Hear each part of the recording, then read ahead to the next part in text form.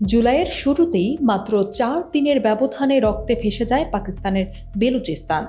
বিচ্ছিন্নতাবাদী সংগঠন Baloch liberation army বা বিএল এর পরপর 3টি হামলায় প্রাণ হারান প্রায় অর্ধশত পুলিশ ও সাধারণ মানুষ। কিন্তু নাটকীয়তা শুরু হয় এরপর। স্বজনদের লাশ দাফন না করে কোয়েটার রাজপথে 10 থেকে 12 দিন ধরে টানা অবস্থান কর্মসূচি পালন করে শোকার্ত পরিবারগুলো। পাকিস্তান সরকারের পক্ষ থেকে তদন্ত কমিশন গঠন, আর্থিক সহায়তা এবং নিহতদের সন্তানদের দায়িত্ব নেওয়ার আশ্বাসের পর অবসান ঘটে এই নজিরবিহীন প্রতিবাদের। পরিস্থিতি সামাল দিতে তড়িঘড়ি করে বিএল এর বিরুদ্ধে অপারেশন শারবান শুরু করে পাকিস্তান সেনাবাহিনী। তাদের দাবি, এই অভিযানে ইতিমধ্যে বিএল এর 129 জন সশস্ত্র সদস্য নিহত হয়েছে। তবে ইতিহাসের পাতা বলছে অন্য কথা।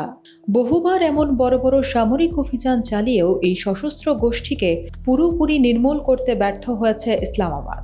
বিশ্লেষকদের মতে সাম্প্রতিক এসব হামলা কেবল পাকিস্তানের নিরাপত্তা ব্যর্থতা নয়, বরং দেশটির জন্য এক বড় ধরনের রাজনৈতিক সতর্কবার্তা। ঘটনার সূত্রপাত কিন্তু আরও গভীরে। বেলুচিস্তানে হামলার কিছুদিন আগেই আফগানিস্তানের পাকতিয়া খোস্ত ও কুনার প্রদেশে বিমান হামলা চালায় পাকিস্তান, যেখানে অর্ধশতাধিক মানুষ নিহত হয়। এর পরপরই বেলুচিস্তানে পাকিস্তানি বাহিনীর ওপর হামলা জোরদার করে টিটিপি ও বিএলএ। পাকিস্তান আইএসপিআর এর দাবি, আফগানিস্তানের মাটি ব্যবহার করে এবং ভারতের প্রত্যক্ষ মদদে এই হামলাগুলো চালানো হচ্ছে, যদিও দিল্লি ও কাবুল বরাবরের মতোই এই অভিযোগ উড়িয়ে দিয়েছে। 1947 সালে পাকিস্তানের জন্মের পর থেকেই বৈষম্য ও রাজনৈতিক দমনের অভিযোগে বেলুচিস্তানে বিদ্রোহ লেগেই আছে।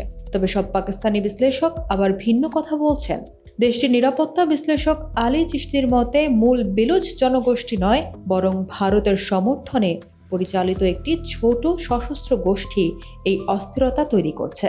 কারণ পাকিস্তানের রাজনীতি, অর্থনীতি ও সেনাবাহিনীতে আজ অসংখ্য বেলুচ জনগণ সক্রিয়ভাবে অবদান রাখছে। প্রাদেশিক বৈষম্যের ক্ষোভ নাকি ভূরাজনীতির আন্তর্জাতিক দাবার খেলা? প্রকৃতপক্ষে বেলুচিস্তানের এই আগুন জ্বালিয়ে রাখছে কে? দমন পীড়ন আর সামরিক অভিযানে কি আদৌ নিভবে এই বিদ্রোহ, নাকি আরও বড় কোনো সংঘাতের মুখে পড়তে যাচ্ছে পাকিস্তান?